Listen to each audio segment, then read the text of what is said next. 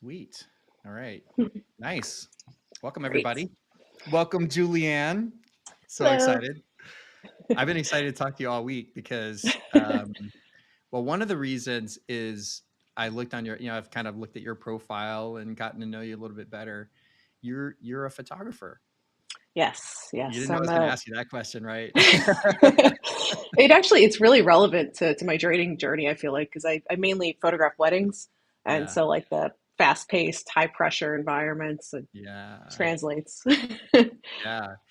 I've read a couple posts about that and how like you're like, oh yeah, this is trading is way better than than doing a big huge Yeah. wedding and stuff, right? It's hang on. Someone's at my door. Uh Perfect timing. So Yeah. my wife is actually a photographer too. Oh, cool. That's why I wanted to talk to you because she is a landscape photographer, Oh, and that's we've cool. talked about like, hey, would you ever do like weddings or anything? And she's like, no, I don't want to. I don't want to take pictures of Yeah. people. Yeah. I People get are that. Yeah. problematic. No, I actually I'm fortunate. I've had like a really great client base. I've had the business for 15 years, and it's allowed me to like travel the world. I've gone to different countries for weddings, and Yeah, really cool clients, and I enjoy it. But I get it. It could be a bit much sometimes. yeah, yeah. She's going to South Africa today, actually. After our live Oh stream, I have to wow. drive her to the airport, and she's going to go like 10 days backpacking in South Africa with a group. They're doing landscape photography. Wow, Um, that's amazing. I know, right? She has the best life. Yeah, yeah, that's a killer job. I know, it's awesome. So anyway, we're good. I'm glad that we got to talk about the photography. Is that something that you still do, or have you pretty much you're like, yeah, I still shoot weddings. I'm booked for the next, well, this year in 2025. yeah, Um, and I truly I really enjoy it. I have great clients, and the thing I really love most about it is that I'm constantly scanning. Like I'm mm, constantly scanning a room. I'm looking for like visual patterns, behavioral patterns. I'm predicting what people are going to do next, and yeah, I don't know, it's just how my brain works, and I enjoy it. I enjoy being a photographer. I don't know if I'll do it forever because weddings are physical. yeah, It's a lot of work on your feet for long hours. Um, so this is my future. yeah, yeah. Yeah. And it sounds like like you're equating some similarities, right, It's a between the lot. two. So like where do you find like, oh my gosh, I developed these skills as a photographer, and then this is translating perfectly over into the trading. The best place really is that like there's there's definitely like a lot of weddings are similar. They follow like a similar structure, but there's always Mm, like slight differences. And so having like a basic understanding of how most wedding days go allows me to just look for the slight nuances, and I'm able to like just watch how people are. My cat's gonna make an appearance, so, well, my um, dog came, so it's all good. but yeah, I'm able to basically just like watch people's behaviors, and I've at this point after 15 years I've gotten pretty good at like predicting how somebody's going to react to a certain Yeah, moment, and just being in the right place to catch it, and I feel yeah, like that really translated well to trading. yeah, yeah, yeah. Because one of the things that I think when you start to get consistent, like one of the keys is, um, yeah, I use this phrase a lot. I don't like to be surprised when I have a setup, right? Yeah, And if you're prepped, and then like you said, I love what you said. Like you're going into a room, you're scanning, you're kind of constantly looking. You're like, oh, this person might be heading over there. I need to be prepped for that. And it's the yep, same thing. Like you're constantly scanning in your yeah, trading as well, and then it really is very you're kind of similar. getting yourself ready, right? Yeah. Yep, yep, definitely. Huh. That's interesting. That's great. Those are Yeah, it's amazing how, like we can take skills from, other places that we've learned and kind of build on them and turn them into something that as traders that's unique to us, right? Because yeah, I don't have those skills. Like I don't, never done photography, never done weddings other than the one I was in. And so like we all kind of bring different skills, and so that makes us suited. What did you find in terms of the type of trading that you do? Like, does that just fit with you because of those skills? It actually does, and it's funny because like it took me a while to really figure out what works for me, and then in the end, what works for me seems pretty obvious. You know, I love level to level trading with size, working with trend lines, and being in and out. I don't want to be in the market for more than like 20 seconds, maybe a minute. You know, Hmm. that's the most I want. Um, I find like the fast paced action of NQ just resonates with me. It's similar to how a wedding day goes. It's a lot of Yeah. like hurry up and wait, and then it's like, okay, there's going to be like 100 different things happening in this 2 minute time span, so be Yeah. ready for all of them. And then there's going to be nothing happening for like an hour, you know. Yeah. And so I find NQ for me is relatable, That's you your know. jam. NQ is your jam. Yeah. It's funny because I know there's probably a ton of traders that are like, NQ, oh, it's killing me. Yeah, 'Cause it is fast. It is really, it really quick, is. and it's a little bit whippy sometimes, right? So, Yeah, yeah. It's definitely about like timing your entries. I mean, that's really the only way to trade NQ is to yeah, time your entries. yeah, yeah. So, tell us a little bit about, like how do you like where did you start trading? Like what got you into it? What drew you in first? And then how did you kind of develop further? Like what was your process to get through on that? It's a lot. Oh yeah, good. It's Yeah, supposed to be. Yeah, it's yeah. supposed to be. A little over a year ago, my partner mentioned that I would he thought I'd be good at trading, and so I started just kind of looking into it, and I was like, oh, this is kind of cool. There's just like a lot of visual stuff, good for my ADHD brain, I guess. And it was just kind of fun at first. Like it was like, all right, this is like almost like a video game, and Mhm. really quick. But early on, I found TopStep, and I started doing like the prop firm thing. And I wasn't getting anywhere. Like it Mm. wasn't. I didn't have like a strategy. I didn't have any idea what I was doing. It was just like Were you just gambling. watching some YouTube videos out there and you're like, okay, let me Yeah. just, yeah, It was yeah. just gambling. And then I found Patrick and his when he linked to the MarketFlow Trader Community, I jumped on there and I did a phone call with Sage, and he mentioned like data collection, like that's his big thing is Yeah. collecting data. And like, I started like just developing like what works for me strategy wise, but early on I was kind of like I would hold my trades too long. Like I might have a great entry, but then I'd be like up like $500 and end up getting stopped out at even or a loss, And Yeah. so I kept like missing out on all of this. And I noticed from like collecting data that really what kept happening was like most trades that I would get into, my timing was great. Like I would get in and I'd be green almost right away.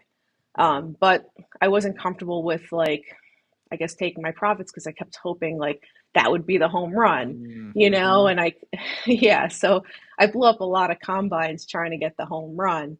And then it occurred to me like, all right, well, if I trade my own money, I'm going to be taking those profits, So I Yes. started trading micros in like my own funded account, and I started scaling up, and I noticed like, all right, like I'm green almost immediately. So like if I go in with 2 micros or 3 micros or Yeah. 5 micros, like I'm green pretty much right away. If I just take these profits, that's my money, and so that really like that became my strategy.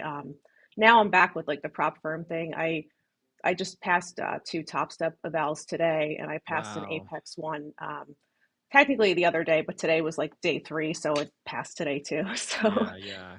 just because I want more size, and I'm not willing or ready to trade my own money with minis. So Yeah. Congrats. That's awesome. That is, thank you, I mean, listen, that's a huge milestone for thank you. real. Because it's one thing like trading your money is hard, trading on sim is hard, trading on prop firms hard, but it's all very different, right? And Yeah, it shows your adaptability, the fact that you could trade your own money, manage your mindset around that, the fact that you can trade a prop firm and manage according to risk management rules that that are brand new to you.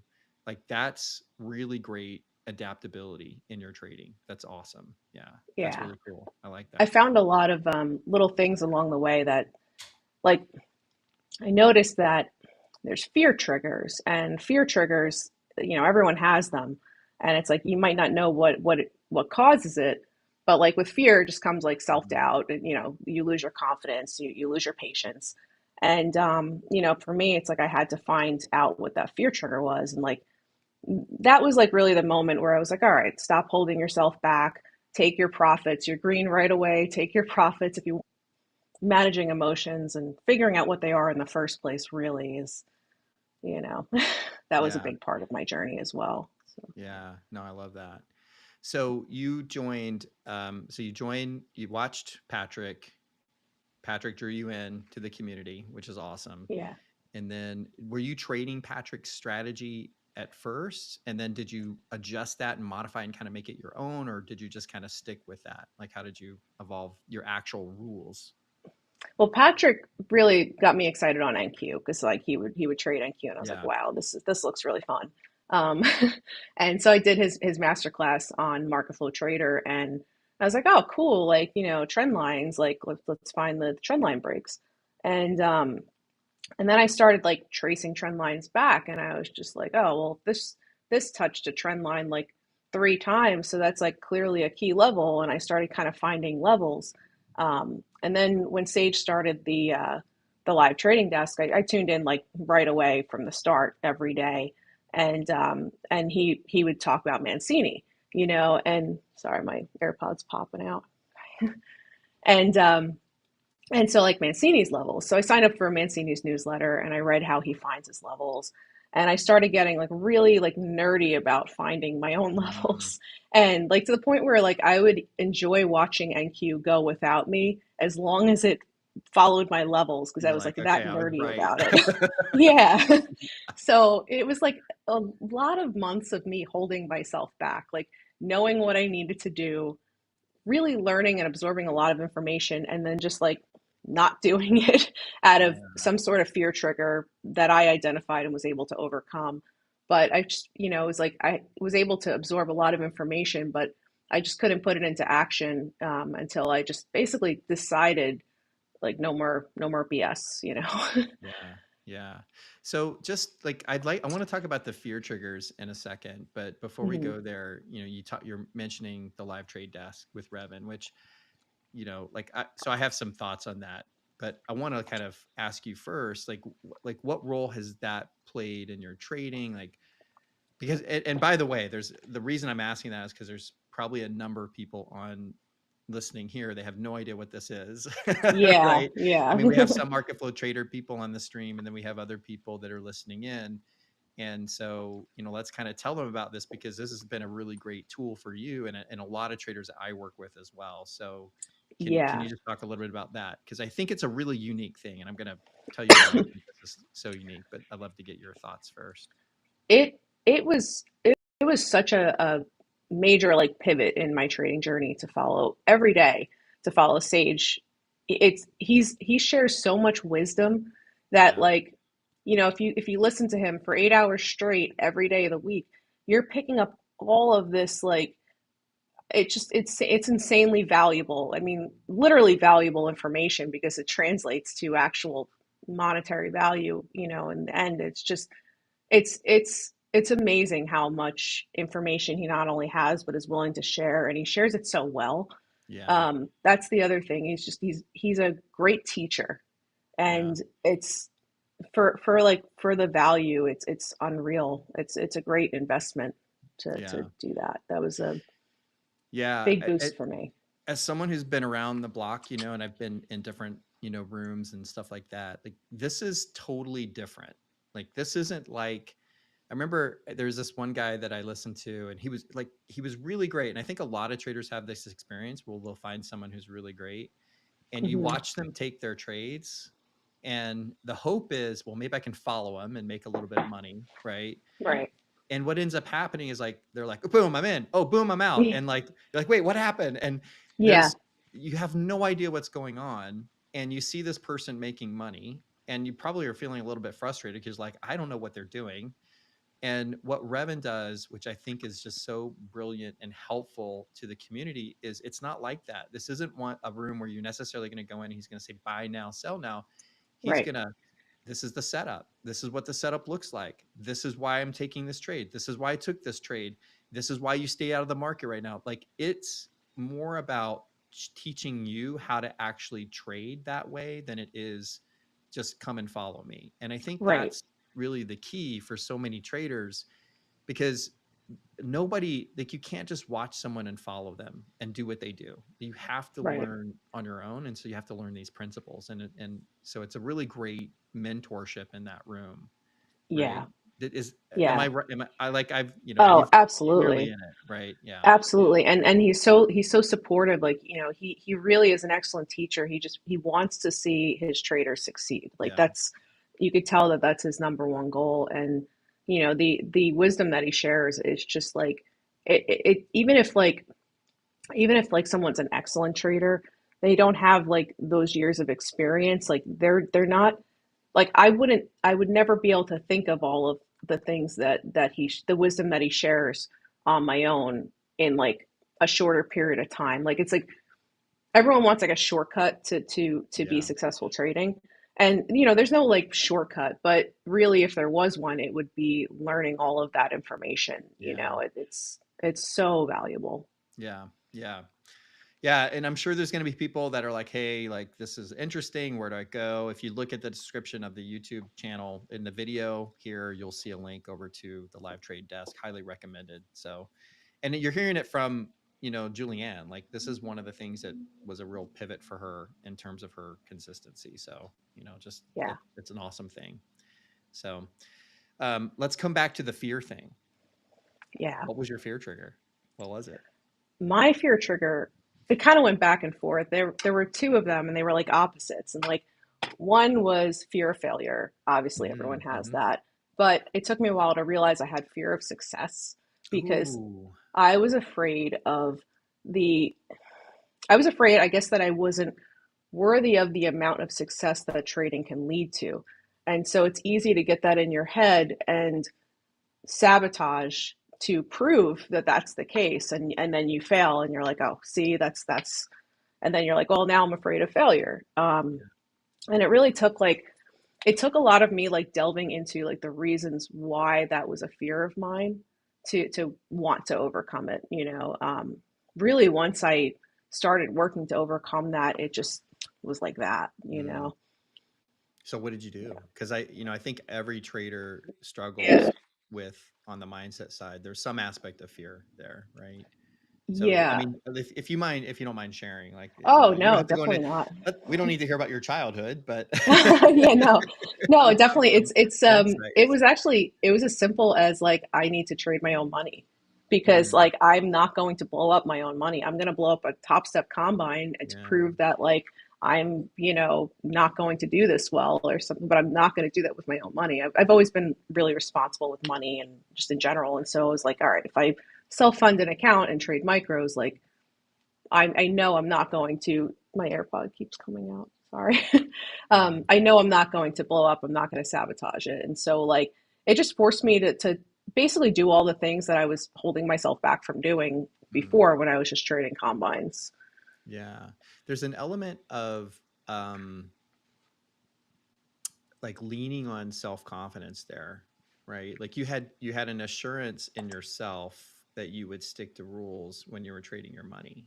And Yeah. so you kind of leaned on your self-confidence in that area, Yeah. right? And that was helpful in overcoming the fear trigger.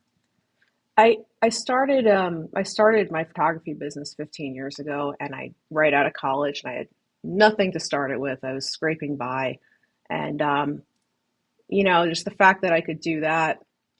And I felt like I was in a comfortable situation financially because I've had this business for such a long time.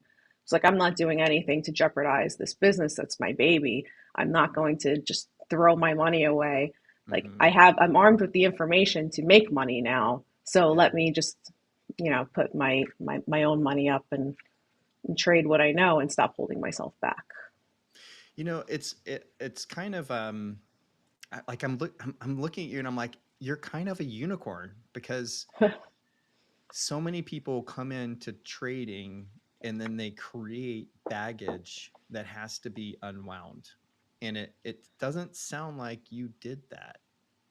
Do you know what I I think mean? I've, Like it, yeah, I think I've been through like much scarier things in my life than mm, blowing up a TopStep combine. yeah, So I think that helps put it into a little perspective for me. And it was just like, well, what am I afraid of? I know I could do this. Like I said, I started a business out of college and got to travel the world because of it. Like I could totally do this, yeah, and there's definitely like it's definitely like a confidence factor, like positive, negative emotions, and like it translates to P&L. It's like, self-doubt is a negative emotion, fear is a negative emotion, and it's like you end up with negative P&L as a yeah, result of it. But it's the same thing if you could just switch that around and translate that into confidence, and it just translates to positive P&L. yeah, yeah. I know, I love it. No, it's just so interesting because I work with a lot of traders who spent years trying to work through this, and I spent years, like I created all kinds of baggage for myself, a whole history of losing that you have to unwind, and it just it just sounds like you kind of got started and you really followed a path that worked really well for you, reduced the amount of baggage, made smart decisions, took it slow, you I can say I wouldn't have though without the live trading desk. yeah. That totally accelerated my progress, my whole Yeah, journey. I love that. Yeah, Yeah, and I hear yeah. that all the time. Like I've got, lots of traders that I work with that are also in the live trade desk with Revan, and it's a game changer. It really is because you just, like there really isn't anything like it. It's just not it's not a normal trade room. It's not what you're going to get Yeah. from other And other it gives you the confidence that like you might not have, like I didn't have that confidence, but watching Revan trade, like watching someone with all this experience take these excellent trades and share why he took those trades, Yeah. it just it's like there's the confidence for you, it's like I was able to kind of like take from that, and it allowed me to have confidence in my own trades. Yeah. Let me take a look at some of the comments. Sorry, Ultimate Steve. I don't know what's going on with my radically different volume levels. Oh, So I'm not sure what's going on with that. Can you hear me normally? Does it sound? I I I can don't hear know. you, yeah. I don't know. Okay. All right. Let's see. Any questions? I don't know any questions here. Da, da, da, da, da. Which part of South Africa? I don't know. I don't know where my wife is going in South Africa, people. I have her itinerary somewhere, but I'm not quite sure. Let's see. Pull up a lot of comments. Okay, so you guys, if you have questions for Julianne, throw them in there. We'll take a look from time to time and see if you guys have questions. But feel free to to jump into it. What do you think like has been the other than the fear thing, like what do you think is the thing that's kind of on your mind now about where your trading's at and where you want it to be? Like anything you're concerned about or you're thinking about or worried about? I I feel like I might actually have. I hate saying this because it feels like a jinx, almost. Yeah. But I, I I might have stopped my bad trading behaviors, my bad trading habits enough to just start setting goals, in my personal life or in regard to trading. And that's a really wild thing. It's like thinking about the future now. For a while, I just kept thinking about getting funded, making money, being profitable, and now I feel like I'm thinking about what I want to do with the money, what I want to, places I want to travel to, and like actual plans. And it's exciting though. I feel like I'm in a really exciting place with it all. Yeah. Um, That's a good problem to have, right? yeah, yeah, Like, what am I going to do with this money I'm making in this free time? Oh my yeah. gosh, we feel so bad for you, Julianne. I love it. No, it's great. It's great. I mean, it is interesting. Like, if you can master this, I think a lot of traders realize this, like, oh my gosh, if I can actually master this, I pretty much have an ATM for life, right? Yeah, yeah. You know, And I definitely want to get to a point where I'm self-funding trading minis. That's definitely a new goal. yeah, I'm not ready or comfortable trading minis with my own money right now, and that's why I went back to the Apex and TopStep, and got funded through them. But that's gonna that might be something scary when that time happens. But hopefully I'll make enough in payouts that it won't be. yeah. What It was gets a your, lot less scary when it's easy to get funded. Like when yeah, it doesn't feel like you're not afraid of losing a funded account when you know you can just get one, yeah. when you're What was your scaling approach? Like, I saw a lot of your posts early on, and you were posting a lot of stuff with the micros, and then yeah. all of a sudden you started going to the NQ. Like, Yeah. did you have certain benchmarks that you were trying to hit financially before you started to scale? Or were you like, I already am consistent, so I'm just going to jump in? Like, what was your mindset there, and what did you do? It Like, what was your it process was there? more about consistency. Mhm. Sometimes I started to take where I take some micro trades and then I'd be like, all right, like this is going well. Let me scalp a mini real quick. And I would do that and then be like, all right, like that was good. That was a good trade. I'm making some money. But really like it was just about like, all right, if I go in with one micro and I have a good entry and I'm getting out quickly and I make this amount of money, then I could do that with two or three or four or five micros. And then Yeah. all of a sudden it's like half a mini and I'm like, all right, well, I really want to trade minis. So I started scalping a mini here and there, but I was a little scared. I would scalp them. I'd be like in and out really fast. And that's why I was just like, I need to do the prop firm thing in order to feel comfortable trading minis. Yeah. Um, but yeah, micros were definitely a good tool as far as like trading my own money goes. Yeah. Well, one thing that caught my attention when I was looking at your posts on MarketFlow Trader was you were you were trading micros, but banging out some awesome Yeah. returns. I'm like, these are micros. Like, what the heck, right? And so It's that is kind of a testament of the consistency. Were you holding longer at one point too? Because I was looking at I some of your was. Instagram videos too, and it looks like you had some good holds there as well. Yeah, I was holding on the micros because I felt comfortable with that kind of a drawdown. But like I said, I was scalping a mini and then I'd be in and out with a mini and I'd be like, well, that was like almost the same as I made on this whole trade holding a micro. Um, I'd much rather trade that way. I'd much rather be Yeah. in and out and have less time, and like it really like it depends on like, what works for everyone's different. I don't like being in the market too long. I like to be in and out. So I do think trading minis is going to be better for me. Because I don't personally like to hold. It's just that like, if you see the levels and you know that you can wait, then it's worth it. But I'd Is it rather is it go in part of with the size. Mancini mentality you have? It's like, well, there's a Yeah, Mancini level down there. Maybe I should exactly. hold for that. Exactly. It's like, but then at the same time, it's easy to like convince yourself that a trade is going to keep going when Yeah. you're just waiting for that level. And I don't know, it's like if you get your entries right, you could go in with 5 or 10 minis and just be in and out. And that's what I started doing with the Apex and the TopStep combines. I got those $4.50 TopStep Yeah. 50K combines and so I trade copied two of them and yesterday and today and I hit 1,500 both days, so I was able to get both of those to the target. And so but I just did that with size. I mean that was like I think two trades today and one yesterday.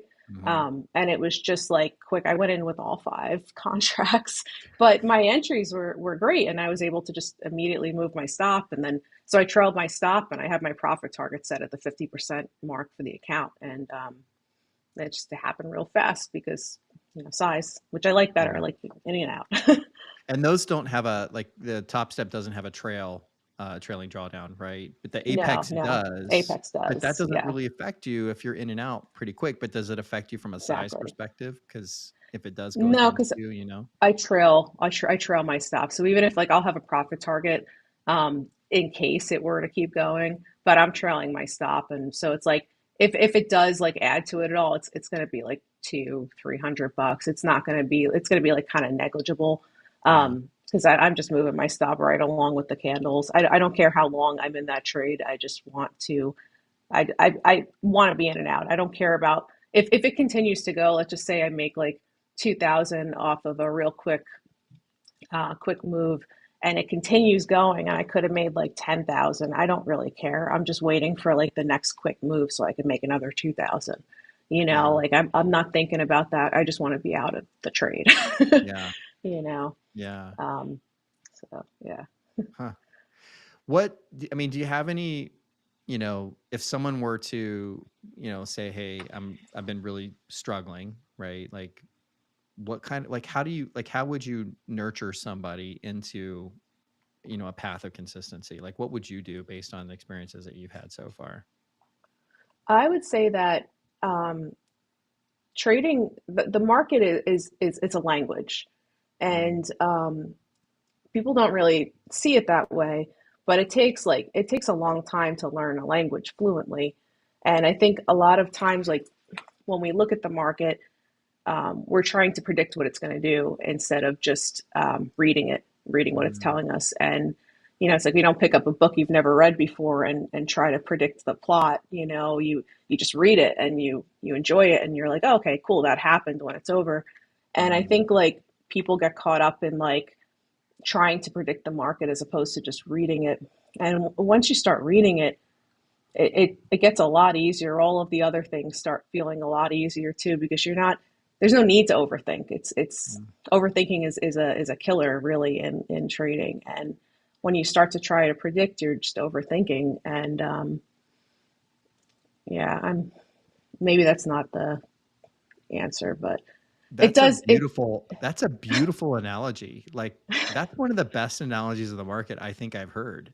Like Wow, honestly, cool. the idea of the market being a language and learning the language, and the idea of it being a book, and sometimes we want to predict the end of the book, but sometimes we just need to read and say, well, here's what I think might happen by the end of the page. Like Yeah. you Or a kind new of have a little. song you've never heard, and you're like, I'm really feeling this song, and you're just Yeah. enjoying the song, and you're not thinking about like what the next lyric is going to be, and Yeah. um, it's just a visual language, really, the market. Yeah. Yeah. No, I love that. That's really great. When you were in the process of doing kind of the data collection part of the work that you did, like what kind of work was it for you? Like what did you, because you mentioned earlier on, like, this is a lot of Yeah. work. So what was the Yeah. work? Oh, I would spend hours at night, not just during the trading hours. I would spend hours at night just like tracing back trend lines and finding levels for the next day and finding like the major home run type levels, I guess. I would literally spend hours doing that. And sometimes I'd have a practice account, and I would just take some trades at those levels to see if they'd hold up. Hmm. But really, like the big thing was getting out of my own way. That's what took most of the work, because like I kept having good entries. Like I would read the way like a candle is presenting on like 2 minute chart, for example. I compare it to the 1 minute chart, and I'd see like the nuance in between, and I would be able to pinpoint my entry, but then I would just convince myself it's going further than it is. Yeah. And sometimes it would, because I would have that home run level. But oftentimes I'd get stopped out at break even, and I would get really frustrated. And so my data collection process was just realizing that my entries are good. I need to be out quicker. And so for me, that works best. But it's hard to like really it's hard work to really take a look at your mistakes and figure out what to do differently. It's like you look back in hindsight, like now I can talk about it. It's like, oh yeah, I needed to be scalping pretty much. But at the time, it's like it just takes a lot of work to even see what it is that's going wrong. Yeah. Yeah, and Yeah. Sage told me those 10,000 trades, and I definitely did that. Yeah. you know, Yeah. It's a fundamental part of the work in trading that a lot of especially newer traders don't understand is you've got to get into the charts. You've got to, the data collection, both Revan and I talk about the data collection part I talk about it in terms of, the edge and validating your edge, and then looking at your statistics and your metrics around edge. But you have to Right. collect all that data, and then you have to look at what's working, what's not working, filter things out, and that kind of stuff. And all that work that's hard work. And, people like, when you watch Revan, or when you watch Patrick, or you watch other people who are, consistently successful, it's real easy to think, oh, I can do this. It's super easy, right? Without knowing that there were years and hours and hours and hours poured into the work to get to that point. Yeah. And so, like that, I think that's one of the, like, my family, I don't know how your family feels about you trading. We should talk about that. Like, I don't know. My family has no idea, but they think it's the easiest thing in the world. Like, Taylor Yeah. shows up and pushes a button, right? And I'm like, well, it's not that easy. You see the end part. So, I mean, do you have any sort of those reactions with people around you? I I have a really good support system, and they don't understand what some of my support system totally understands what I'm doing. But like other people within it have no idea, and they're just like, this looks crazy, like your charts, all your screens, this looks nuts, but are very supportive, and I think it's cool, I guess. You're the cool It's kid. definitely I love important to it. have a support system. That is like that's a very big help. Yeah, 100%, 100%. Yeah. All right, so there's a few questions in here. All right, hopefully my volume's a little bit better. I'm talking into the microphone, so hopefully that helps. I think I have like a noise cancellation on that might be affecting me. Cool. There was a question in here. If you made over 6,000 last month and the micros, why do you think you're not ready to trade the minis? Bill, I think she answered that. She's moving on to minis. The size combine, you answered that, so that's good. Julianne, while you're in the trade, are you watching your P&L and dollars ticks or risk reward? Only when I'm trading the combines because I have to. And that was getting in my head too. The top step combines, like that 50% rule is just like it's hard because you have to look at your P&L. And I Yeah. kept finding that like I had to cut trades to make sure I didn't go over that. But when I was trading micros myself, I didn't pay attention. I just watched the chart. And I mean I knew if I was in profit because my stop was, above break even, but I didn't pay attention to really what was happening until the trade was over. I was like, oh, cool, that was that much money. Yeah. It's definitely like detrimental, I feel like, to just focus on your P&L, but like, prop firms make it so you have to. Yeah. No, it's totally true. And yeah, like both Rev and I are on the same page. Like, do not look at your P&L. If you can't, like, you like look at whether or not you're trading your process. Like, I like to have people keep score on process trades. Yeah, I took a process trade. Oop, I violated that. Right. And then that's as far as you go. And then at the end of the day, maybe you keep track of the number of losses and you're done. Right. Maybe I Yeah, give yourself 2 or yeah. 3 losses. You're done for the day. Walk Two away. two Right. losses like early in the day, it just means like I'm not seeing it well, or the market's just not trading well. And if I force it, I'm going to lose a lot more money. Yeah. So it's just like those two losses. And then I might take a look in the afternoon if I'm like curious if it changed and take one more trade. Usually like that would be a winning trade. But if I lose that one too, I'm like, all right, I'm not touching anything else today. Yeah. So yeah, Did you two ever or find three. yourself having trouble walking away? Because I know that there's a lot of traders that struggle with that, where they're like, "No, I got to stay in and I got to try to make this back." Like, was that I ever I in your definitely mindset? definitely did. I struggled with that a lot. And I gotta say I don't regret it because it pushed me to just constantly be like eat, breathing, sleeping, trading. Yeah. It's definitely not like it's not how to do it when like you want to be at that level, but to get there. Like I could see how it's like you kind of have to fail a bunch of times to Hmm. really, take the next step. And I used to do that a lot. I used to be like, I need to revenge trade. I got to get that back. And I'd end up losing.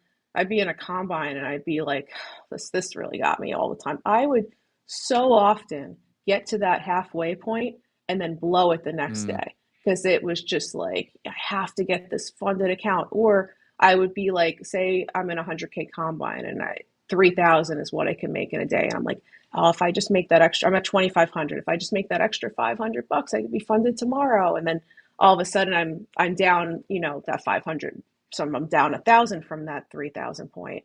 And I'm like, oh, well, now I'd be happy if I just made a few hundred back. And then I end up losing another 1,000. Then before you know Yeah. it, I'm in the red and I'm like blowing up another combine. But it's like, it's just part of the learning process. So Yeah.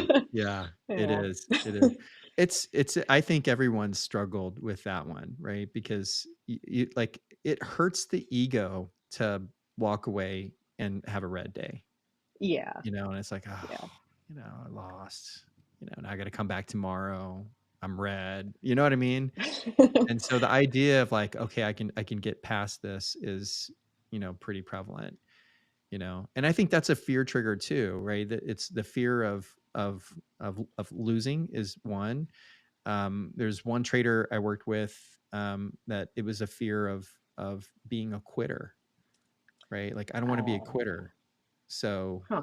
I'm quitting That's an if I don't interesting stay one. in it and try to make this work, right, for the Huh. rest of the day, right? And so it's interesting because we have lots of these little mindset hiccups that come into Yeah. play, with That's an trading. interesting one because it's like if you keep trading and you keep dealing with the pitfalls of it, like you're not a quitter. Just gotta keep going. And Yeah. yeah, that's it's an interesting one. It really is. It really is a thing where you just gotta like keep at it, and deal with all of those. The amount of times I would get to the halfway point. It's probably happened to me in 20 or so TopStep combines where like Yeah. I could have been funded the next day and then I would blow up my whole account, within the following two Yeah. days. Like it's just like a consistent frustration, but it really is necessary, and as long as you don't quit, like you will improve. Like that's really I mean, I think that's the case for most people. I like that. Like if you don't quit, you know, as long as you're working toward, I used this story with a group that I was coaching yesterday, which was, or someone that was coaching yesterday, which was the British cycling team. And there's a famous story about them. I think there was a Harvard Business Review written up about them, and then there was a book. And it was, the British cycling team was like horrible for 100 years. They never won anything. Sponsors wouldn't even sponsor them with their equipment because they didn't want to be associated with the British cycling team. It Wow. was that bad. And then it wasn't like maybe a couple decades ago they got a new coach and he completely changed the kind of the approach that they took, and it was 1% better. Like we've probably heard this term now, I want to be 1% better, 1% better. This actually came from this coach, and they Hmm. did all kinds of stuff. Like they would test every little thing and say, how can we make this thing 1% better? How can we make the sleep for our athletes 1% better? And Wow. it was the accumulation of these 1% better approaches is what ended up leading them to be one of the best cycling teams in the world, even today. Like they've won Tour de France's, they've won gold medals. And I think with trading, if we're not striving for that 1% better, if we're not setting goals that are like, okay, I need to be better at this one thing, if we're just doing the same thing Right. over and over again, it's never going to work. Yeah, Right. that's insanity, right? That's the definition of it. Just doing the same thing, and um, but really, yeah, it's patience, right? Mm-hmm. Oh, wait, sorry, I think my internet froze for a minute. They're working across the street, and they keep like, yeah, it's my internet just keeps glitching, which is great when you're trading, by the way. Oh, Um, it's awesome. um, Yeah, I but yeah, know. it's still like patience in the trade, like patience when you're trading, but really just patience about the overall process and the Yeah. journey. That's the bigger thing. Yeah, it's because it's like it takes a lot of patience to be okay with that 1%, Yeah. and um, but it's really worth it in the end, Yeah. Being in a hurry does not speed things up. Never. Yeah, No, it's like the tortoise and the hare story we learned when we were kids. no. Let's see a couple of questions here. Let's see what size combine, scalpers market. Uh, I don't know. I don't know if that's a question. Taylor, is overtrading an issue with most of the traders you have mentored? Hmm. Actually, I kind of can classify traders as over traders and under traders, and some traders are both, depending on when you talk to them. One day they'll be like, "Oh my gosh, I couldn't take any trades today," and the next day they're like, "I took too many trades." So Yeah. there's there's a lot of over traders out there, and there are some under traders. Like I would say, habitually, consistently under traders. It's surprising the number of under traders there are. Under traders are actually harder to. I was an under trader. It's harder to. I kind of coach through some of the under trading challenges because, like it's if you can't get someone to press the button, right? It's a little bit easier to get them to stop pressing the button than it is to get them to actually press the button. So that's just been my experience. But Kevin, it's maybe 60-40, around there is what I've experienced. What are you? What were you? What were you? Over trader, under trader? Oh, I was definitely an overtrader. Oh yeah. Oh, definitely. Definitely. I was definitely an overtrader. Oh man, that was my biggest problem. I I always said like I could have been funded and profitable like if I had just walked away green. And finally, I was just like, I need to just do all these things that I Yeah. know are the difference. But yeah, I would just like I would keep trading even when I was like extremely green because I just wanted that 50%. Like I just Yeah. wanted to be able to get funded in 2 days. And like I was so focused on that that I would just take trade after trade and I wouldn't even look for my setups. I would just be like, okay, well, if that short didn't work, then this long must work now. And Oh then by my the time gosh. I get in the long, yeah, so I'd have a terrible entry on the long and it would be going down when I get in it. It was horrible. I just flipped my positions constantly. Like it was a mess. No, that's but funny. but I know like the opposite when I would imagine under traders also have a problem with moving their stops too quickly and or taking their Mm, profits too quickly. That's probably in yeah, line with under trading. you're spot You on. know, Yeah. yeah, yeah, It's that interesting. fear of loss. And it's not Yeah, always a monetary loss either. It's, in fact, most of the time it's not. It doesn't have anything to do with money. So you can't fix it by, hey, go down to micros. Like that right. doesn't work with under traders in a lot of cases. Hmm, There's usually some other underlying reasons. So, that's interesting. Yeah. um, someone asked about in terms of, are you like, are you only focused on Top Step? I think you also said you did Apex, but do you just have a preference? I don't have a preference. I just saw the Apex. They had the 3 day get funded sale, so I was like, let me try that. And Yeah. Okay. so and I had that, but I had those 50K combines from TopStep X that they gave away, um, and so I just did that too. And now I bought another Apex combine because they have that 1 day get funded thing, and I'm Yeah. not like it really makes a difference, like if it's 1 day or 7 days, but I just jumped on it because I'm like, Yeah. if I can, I think they have like a 20 account limit. You could have like 20 funded accounts. I'm like, I'll just do it in increments and trade the funded account primarily, but like keep getting backup funded accounts if I need it as well. Just, Yeah. I think TopStep only let you have 3 funded accounts too. So And you don't run I into think any it's issues with any of them around scalping rules, like, you're not no. out too quick or anything like that for their I rules. know that Apex, so I know that TopStep doesn't really have like their rules are limited to like the 50% rule to for their consistency target in the combine, and then you have to have I think 5 trading days of $200 profits to be eligible for a payout. And I Yeah. think that's like pretty much their only rules. Apex, you don't have a consistency target. You could make all 6,000 if you're doing 100K. You can make all 6,000 in 1 day or even one trade. But um, in the actual funded account, I believe that they just want to make sure that you have a profitable strategy. So if you're just like scalping and getting lucky and it's not because you timed your entries well and you're going in with size and you're making sure you're out quick, they're going to notice and they're going to question you about your strategy. Yeah. So that's what I think their rules come in. But I don't think it's a hard line as far as like no scalping goes, as long as you have a strategy. Yeah. Yeah. Rob wants to know how long it took you to do the 10,000 trades. It's roughly, right? It's like a Yeah, lot of trades, right? So it's a when you're lot. first Yeah. watching that data, how long did it I take did the you? And replay. yeah, I took yeah, advantage of the replay feature, and I was definitely, I mean, that counts, you know. So I was doing the replay feature a lot. I would sit there at yeah. night and find my levels, then go back and do the market replay and just take some trades and, you know. And it's still an ongoing thing for you. You still continue to, so you can develop and Oh yeah. gain and Yeah, I yeah, pretty much like when I check my levels, I don't have to spend hours anymore doing it because it's become clearer and clearer for me, but I like to trade a demo account when I'm just checking my levels because I don't it's like just to see if like all right, this is working. I'll probably get to a point where I won't do that at all and I'll just be trading my real yeah, money, um but I think it's still helpful when I'm just doing my charting to have like a simulation account and be trading like after market hours because it moves similarly, it just moves less and slowly, but you know, yeah, yeah. yeah. And your key, was there a key takeaway from all that work?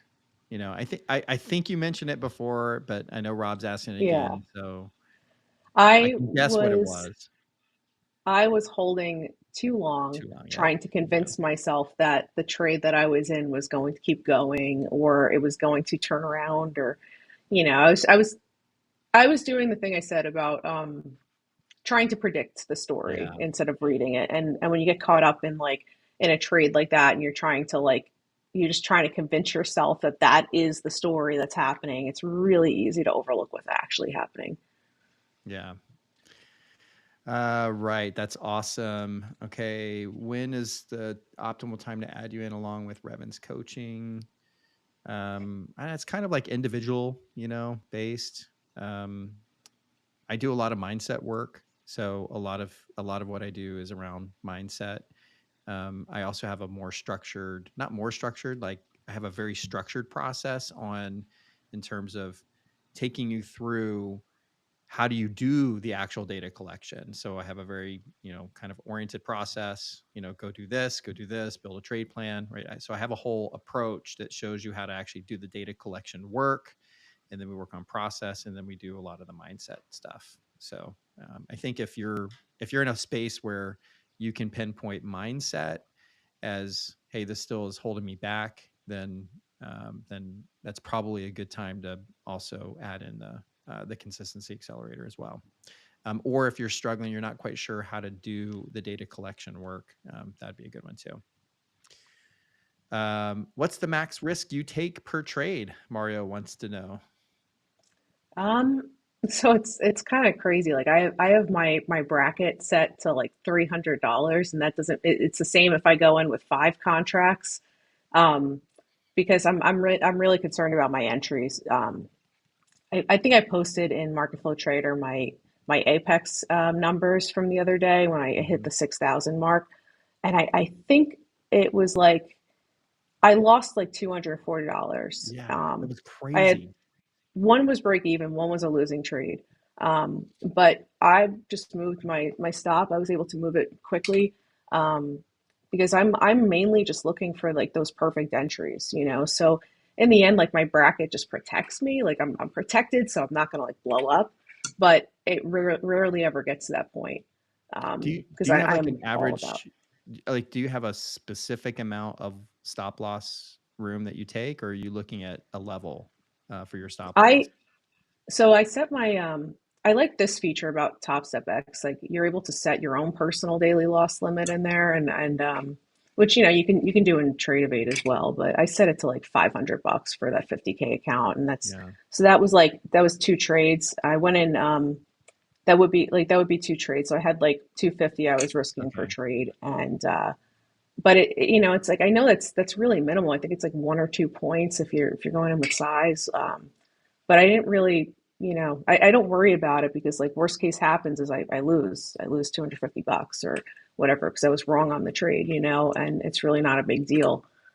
As long as like my profits are much bigger, then I'm not worried about like a few $100, you know. Okay, so I just have to ask because this is pretty amazing, right? Like I don't know if people realize this, but you're trading NQ on a stop loss of around 2 points, right? Yeah. So I'm sure everyone's like, wait a second, what's your secret on timing the momentum? Because I talk about this a lot, right? Like you could have the perfect entry, right? The location. There's a lot of traders that are really good with the entry location, but not the timing. Yeah. So So tell I us have about a, that. Spill the beans, Julianne. so Spill the I'll beans. basically like, so I used to overtrade, right? I'd be taking trade after trade after trade, but now what I'll do is I'll have like a standing limit order and I'll just be like, all right, I'm waiting for it to reject this resistance level. It could also reject down here, but I'm going to keep my limit order up here for now and just watch it and see how like the candle reads around that other level.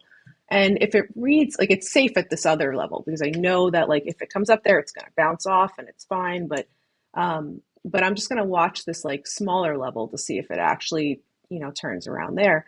And it just, I just read the candles. I just literally read the price action. It depends on how the candles are moving. I noticed a lot of the things that like Sage talks about, and like Oliver Velez is another one, like his RBIs and everything. When I was doing the data collection process, like I noticed that there were things that I just was reading, but I didn't know what they were. And Mm, so like I would read this RBI, I didn't know it was an RBI, but I would just read that as a candle that was telling me it was going to continue up, yeah, or GBI. I was just reading it that way. So once I learned what I was actually seeing, it became a lot easier to identify it. And basically, like I'm always looking at the clock, the timer. I'm constantly looking at the timer. So I'm like, all right, this candle looks like if it closes over here, that's the entry. mm. And so like I'm Like like, all you're right, on a there's two 10 minute seconds chart. left. You're on a 2 minute chart Yeah. and you're looking at the countdown timer. And Yeah. Like so there's are you 10 more seconds left. comfortable? So Are you more comfortable entering when it's kind of at the end of its time of building the candle? I am, but it really depends on like the trade. I mainly trade trend lines. So like if I'm waiting for like a line to break, I'm gonna watch that. Say I'm waiting for a long, I'm gonna watch that support line, and I'm gonna have my limit order ready to be moved right to that support line. And because it's a trend line, it's going up. So like like the next candle, it could have been like a point lower, but now on this candle, it's a point higher. So I have my limit order there, and I'm waiting for it. And then all right, it takes another two candles, and I'm moving my limit order Mm, as along the trend line as I'm waiting. And it's just like when it hits that, it just goes, and I it's love it. it's yeah, it's I think trend you lines. can do, Julian. I think you could do a master class on market timing entries.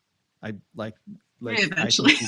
I think you've got something pretty amazing. Like it really, really is. I don't know anybody that can trade NQ and be consistent on a less than a 3 point stop.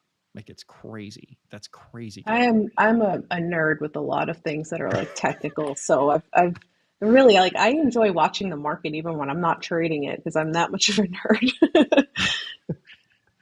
I love it. I love it. Okay.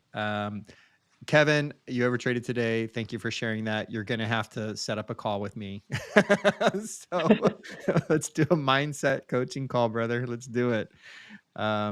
All right. Let's see. Is there anything else here? You can set max loss, 1 quarter. I think that's it. I will sign up today. Boom, boom, boom. Awesome. Okay, cool. I think that was all our questions. What else do you want us to know about? Anything else? If you don't quit and you just stick it out, like it could take a year or it could take 3 years. It really doesn't matter as long as you see the rest of your life improving. That's Mm, that's really what it is. Like trading is not just about trading. It's like every problem you have, every fear trigger, it's all tied into every other aspect of your life.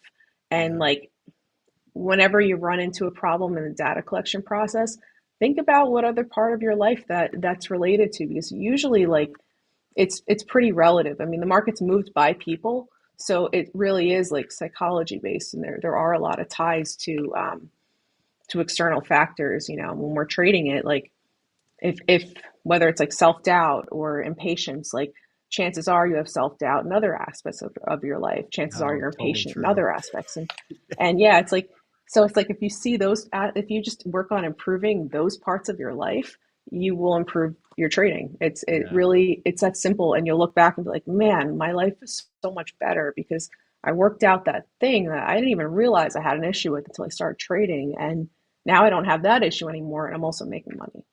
Yeah. So yeah, just like stick with it, and just consider like where else in your life you make the same mistakes, and it really improves your life. It can really make things awesome. Yeah.